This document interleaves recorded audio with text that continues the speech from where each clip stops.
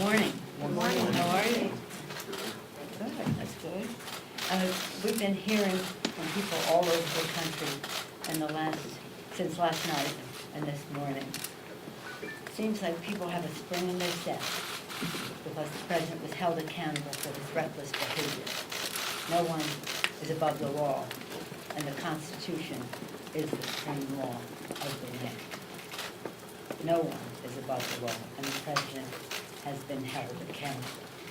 It really is interesting to see the response that we are getting, bipartisan, across party lines. I myself want to say I have a spring in my step because of the moral courage of our caucus. To see them all, so many of 100 members, go to the floor, that's all that we had time for, to go to the floor and speak about our Constitution, about the facts of the case, so clearly, so patriotically, so prayerfully, and so solemnly, but so definitely. I just get this off the table right away. We impeach the president immediately, everybody's on to the next thing. The next thing for us will be when we see the process that is set forth in the Senate, then we'll know the number of managers that we may have to go forward and who we will choose. That's what I said last night, that's what I'm saying now. The precedent for this, and I met with my fifth chair, Mr. Someone, for a press conference after the votes last night, and we discussed the precedent of it all, and that is in the most recent case taking up an impeachment. There was a proposal on the floor put together in a bipartisan way. 100 senators voted for the process on how it would go forward on the case of President Clinton. We would hope that they could come to some conclusion like that. But in any event, we're ready. When we see what they have, we'll know who and how many we will send over. That's all I'm going to say about that now. We've had a very eventful week. I'm so proud of our members and really in some cases the bipartisanship of some of us and some not. Last year's campaign we said, for the people, we would lower the cost of health care, starting with lowering the cost of prescription drugs and preserving the pre-existing condition benefit. Within the past week, we passed the Elijah Cummings Lower Drug Costs Now Act, which does just that. As we passed it last week, we discussed the particulars of it. But with the savings that we gained from that, I think it's important to note that we already said we would be spending the hundreds of billions of dollars in savings on expanding benefits to Medicare, dental, visual, hearing, and the biggest expansion of Medicare since its inception. Next, we did lower an important bipartisan bill, the appropriations bill, to keep government open and to do so early enough so that you knew to make your weekend plans and get started for all the holidays you may be observing. And that was a major accomplishment.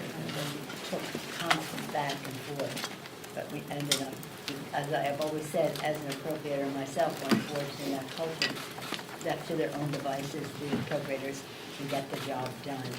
And I salute Chairwoman Linda Lowy for her work, ranking member as well, and we're very pleased with that legislation.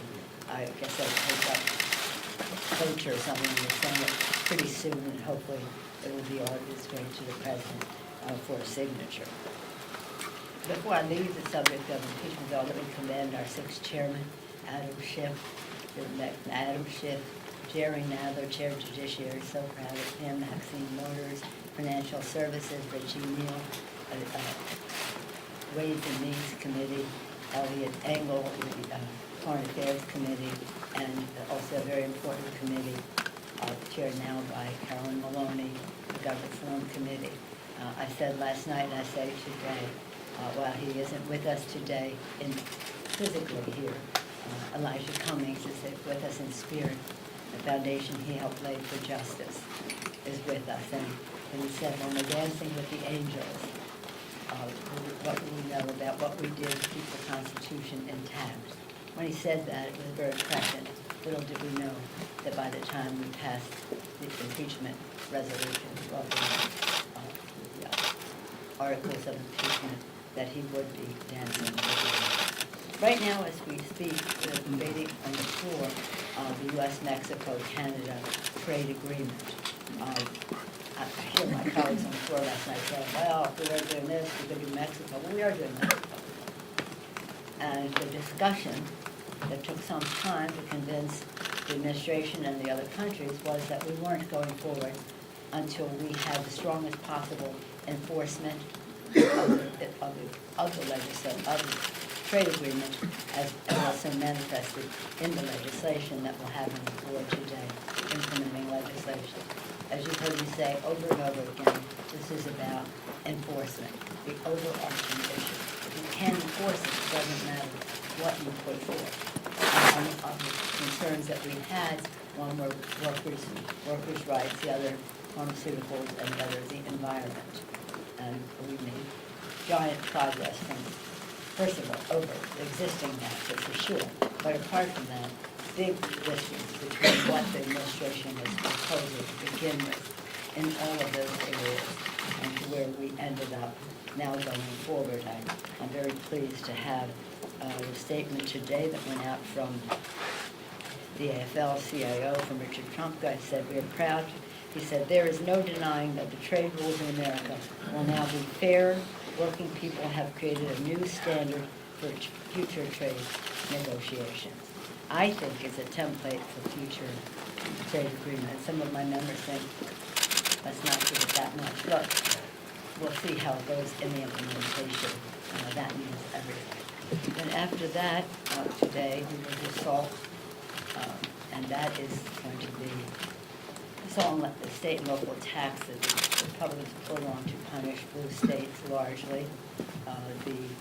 It is paid for, this legislation, to repeal the SALT tax, and it will be paid for by increasing rate on the wealthiest individuals in the country. When the president first proposed his tax scam, they were saying, we're never going to lower the individual rate, and then they did. And now we will raise again to repeal the SALT. So we're very proud of what we have done. As you know, the Republicans keep saying, well, we should be working. You know, we've sent over 400 bills, 275 of them sitting on Mitch McConnell's desk. Well, 275 of those, at least, are bipartisan. The range of subjects is, well, you've heard me say it, it bears repeating, I think. That includes all of our top 10 pieces of legislation, bipartisan background checks, expanding background checks. People have to have a background check unless they buy it at a gun show, online, or in some kind of straw transaction. So this is not creating background checks, it is expanding them, and as well as the South Carolina, one is H.R. 8, the other 1112. 295 days ago, we sent those bills to Mitch McConnell, the Grim Reaper. Of news for him. He may think they're dead or arrival there, but they are alive and well in the general public. And every day that he does not take up that legislation, because he knows it will pass. He fears that it will pass, or else he'd take it up.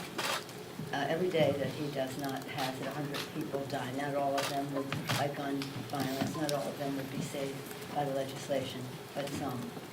And so we urge him to take up that life-saving legislation. The list goes on.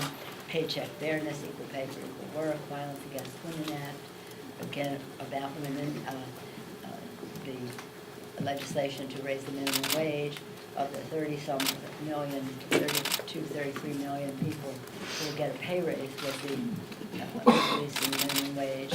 Over 20 million of them are women. Equality Act to end discrimination against the LGBTQ community, Dream and Promise Act, the SAFE Act, Save Our Federal Elections Act, Butch-Lewis Act, protecting pensions for America's workers, Farm Workforce Modernization Act, which we passed the other day. With bipartisan support, has bipartisan support inside and outside the Congress, and lower drug costs now. One of the bills that we did pass that we had an enrollment ceremony, perhaps some of you came, was the Future Act, and that was about minority-serving institutions, Hispanic-serving institutions, historically black colleges and universities, higher education institutions that deal with our Native American population. It's very important to be sensitive. That did pass, and that is on its way to the president. So with that, we said to my members what I say to you guys all the time. The word recreate and recreate are the same words. They spell the same, and they mean something the same. When you recreate, renew, rest out, be with your family, you are recreated to come back for the discussions and debates ahead as we go into the future. And as we go into the future, again, we are inspired by our founders who said, "Y todos uno," from anyone, no matter what our difference is. And they certainly had theirs. We always have to remember that we are one country. I have my speaker's pin on today, but many times I have a flat pin which said, "One country, one destiny." We have to think in those terms, and we look forward to doing that as we go forward. We still have a day here as we go forward. So I wish you happy holidays, and whatever you are celebrating. In our house, we celebrate them all. Christmas, Hanukkah, Kwanzaa, New Year's, whatever else. But I hope you have it. Now I'll have time for a few questions. Do you run the risk as some Republicans have said of looking like you're playing games with impeachment if you hold on to these articles for too long? I said what I was going to say, Nancy. When we bring the bill, which is, just so you know, there's a bill being ordered by the Rules Committee that we can call up at any time in order to send it over to the Senate and to have a provisions made pay for the impeachment. And then the next step, whatever you want to call it, the trial. That is where you put the managers. I was not prepared to put the managers in that bill yet because we don't know the arena that we are in. Frankly, I don't care what the Republicans say. I said this is it.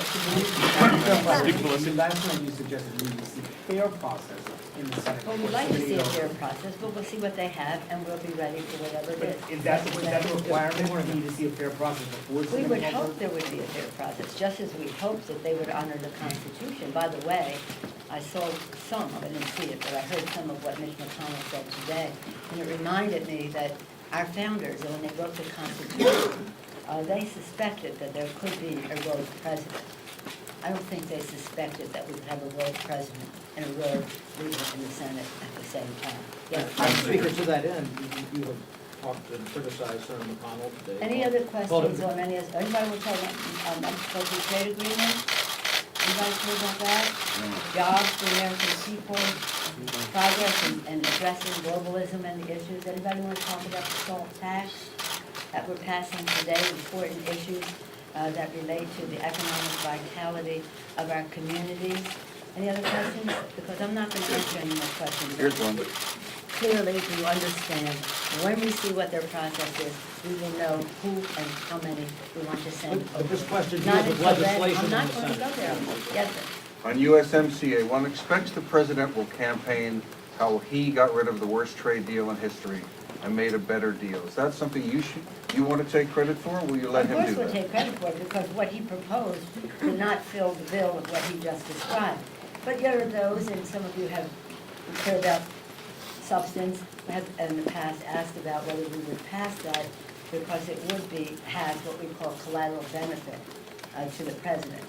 I don't care about that, but we had an opportunity to do something very important for the American people, for America's workers, and we could not let him stand in the way of that because he would go out and take credit.